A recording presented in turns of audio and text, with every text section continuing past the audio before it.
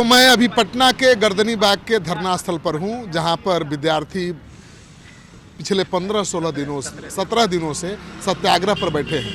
ये खचाखच पंडाल भरा होता था, हजारों छात्र यहाँ हुआ करते थे, लेकिन राजनेताओं ने छात्रों के कंधे पर बंदूक रख के जिस तरह से राजनीति शुरू की है, उसका असर दिख रहा है। देखिए, ये पूरा पंडाल खाली दिख रहा है। छात्र, कोई पप्पू यादव के साथ घूम रहा है तो कोई प्रशांत किशोर के साथ। प्रशांत किशोर आमरण अनशन कर रहे हैं, लेकिन आमरण अनशन का तरीका बिल्कुल गलत है। उनका आमरण अनशन भंग हो चुका है, ये कहना है गांधीवादी विचारकों का। क्योंकि आमरण अनशन पर कोई नारेबाजी नहीं होनी चाहिए, कोई प्रदर्शन नहीं होना चाहिए। आमरण अनशन पर बैठे व्यक्ति को कोई इंटरव्यू नहीं देना चाहिए, चुपचाप बैठना चाहिए। लेकिन वहाँ सब कुछ हो रहा है, नारेबाजी हो रही है, प्रदर्शन हो रहा है। प्रशांत किशोर खूब मीडिया से बातें भी कर रहे हैं। तो ये नेता पलीता लगा रहे हैं छात्रों के सत्याग्रह को।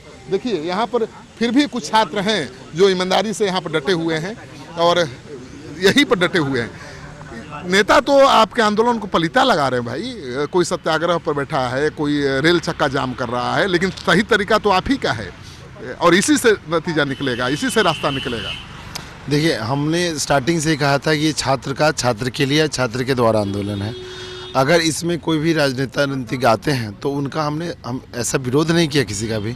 बस हमने कहा कि इस मंच का राजनीतिकरण हम कभी ना होने देंगे, ना होने दिया है अभी तक। बस हाँ, समर्थन हमने उनके कार्यों के लिए अलग से दिया है कि आप अगर कुछ कर रहे हैं तो हम एक सिंबॉलिक रूप में आपका समर्थन करेंगे। लेकिन गर्दनी बाग हमारी प्रोटेस्ट की, बीपीएससी प्रोटेस्ट की जो विश्व में अभी जानी जा रही है, उसकी गंगोत्री है। और गंगोत्री का भी स्वरूप आपको कम दिख रहा होगा, लेकिन ये स्वरूप बहुत विशाल है। सत्याग्रह का मतलब होता है कि सच्चे दिल से अगर आग्रह किया जाए तो सफल होता है। लेकिन अगर सत्याग्रह पर धरना प्रदर्शन हो, ज़्यादा हंगामा हो, तो भंग हो जाता है सत्याग्रह। सत्याग्रह पर जो बैठा है भूखा प्यासा आदमी, उसको शांति चाहिए, विचार मंथन करने का समय चाहिए। तो आपको नहीं लगता है कि सत्याग्रह भंग हो रहा है? सत्याग्रह की तरह हो नहीं रहा है। चक्का जाम से कोई सोल्यूशन नहीं निकलेगा। आपका जो तरीका है, 17 दिन से आप भूखे प्यासे यहाँ बैठे हैं, वही तरीका है सरकार को झुकाने का, सरकार से अपनी मांग मनवाने का। देखिए, आपने अगर इंडियन फ्रीडम मूवमेंट पढ़ा होगा तो गांधी जी के डू और डाई 1942 को आप लगता है भूल गए। तो सिचुएशन जब की डिमांड जब होती है ना, तो गांधी जैसे आदर्शवादी लोग भी डू और डाई करो या मरो का नारा देते हैं। तो छात्र 4 जनवरी कल आने वाला है और आज 3 जनवरी है, तो छात्र करो और मरो वाली स्थिति में आज की डेट में आ गए हैं। तो रेलवे और चक्का जाम की जो स्थिति है, उसी करो और मरो के गांधी जी के आदर्शों का एक प्रतिबिंब है। छात्र अब करो या मरो के जब 4 जनवरी को एग्जाम है तो भैया पानी तो हमारे नाक पे आ गया ना, तो हम खत्म होने वाले हैं। तो हम तो कुछ तो करेंगे। गांधी जी से जो सीखा है, देखिए हम क्या पढ़ रहे हैं, एक्सपेरिमेंट विथ ट्रुथ, सत्य के प्रयोग। जब सत्य के प्रयोग को हम पढ़ते हैं तो गांधी जी के इस प्रयोग का हिस्सा ये भी था कि सत्याग्रह से जब बात नहीं मानी जाती है तो करो और मरो का भी आखिरी हथियार अपना लिया आपने। गांधी सत्याग्रह के कई तरीके होते हैं, लेकिन पहले धीरे धीरे आजमाया जाता है। सारे तरीके अपना है, लेकिन आखिरी तरीके पे हम पहुंचे हैं और हमें लगता है कि हमें अपना रिजल्ट जल्द ही मिलने वाला है। तो नेता आपको न्याय दिलाएंगे कि छात्रों का जो सत्याग्रह है वो रास्ता? देखिए, बिल्कुल आपका बात कहना सही है। हमने शिक्षा सत्याग्रह का सृजन यहीं से किया था और मांग पूरी हो जाने के बाद अनिश्चितकाल समाप्त यहीं से होगा।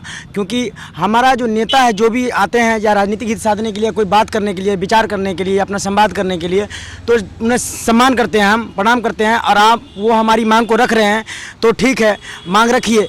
क्योंकि आज हमारा मुद्दा जो है राष्ट्रीय मुद्दा बन चुका है और राष्ट्रीय मुद्दा होने के नाते कई लोग मांग करेंगे तो उनका मोस्ट वेलकम करते हैं और हमेशा करेंगे। हमारा मांग सिर्फ पूरा होना चाहिए, री एग्जाम। चलिए, आपको कितनी उम्मीद है नेताओं के इस आंदोलन से, सत्याग्रह से, आमरण अनशन से, चक्का जाम से?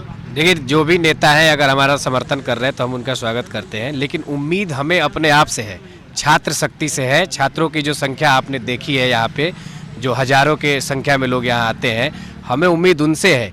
नेता हमारे लिए जो कर रहे हैं वो स्वागत योग्य है, वो करे अपने नेता छात्रों को अपने साथ लेकर घूम रहे हैं, उससे तो सत्याग्रह कमजोर पड़ रहा है ना भाई? बिल्कुल नहीं, सत्याग्रह क्यों कमजोर पड़ेगा? छात्रों का कॉल आज और कल यहाँ पे है। हमने कल प्रेस कॉन्फ्रेंस करके कॉल दिया था कि कहाँ है छात्र? अभी तो सुबह का समय है ना, धीरे धीरे जुट रहे हैं, तो धीरे धीरे जुटेंगे। आप देखेंगे शाम तक यहाँ संख्या क्या होती है। और छात्रों से अपील करेंगे कि भाई पप्पू यादव, प्रशांत किशोर को छोड़ो, यहाँ आओ।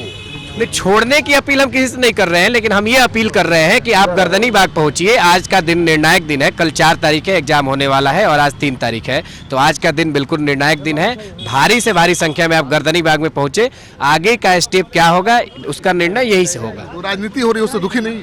नहीं देखिए, अगर हमारे मांग को कोई भी पार्टी अगर मांग के लिए प्रयास कर रहा है तो ठीक है, बात सही बात है, लेकिन छात्र से हम निवेदन करें कि आप गर्दनी बाग ही आए, क्योंकि यहीं से निर्णय जो भी होगा गर्दनी बाग से निर्णय लिया जाएगा। तो देखिए, छात्र विरोध तो नहीं कर रहे हैं नेताओं का, राजनीतिक दलों का, लेकिन ये जरूर कह रहे हैं कि भाई छात्रों का रास्ता निकलेगा गर्दनी बाग से ही, जहाँ पर सत्याग्रह पर 17 दिनों से छात्र बैठे हुए हैं। यहाँ पर पहले अलग तस्वीर होती थी, हजारों छात्र यहाँ हुआ करते थे और सत्याग्रह पर सैकड़ों छात्र बैठा करते थे। कई छात्रों की हालत ख़राब हुई, अस्पताल में जाना पड़ा और फिर अस्पताल से इलाज करा के फिर यहाँ पहुँच जाते थे। लेकिन आज तस्वीर बिल्कुल अलग है, वीरान पड़ा हुआ है सत्याग्रह स्थल, क्योंकि नेताओं ने हाईजैक कर लिया है पूरे सत्याग्रह के आंदोलन को, छात्रों को।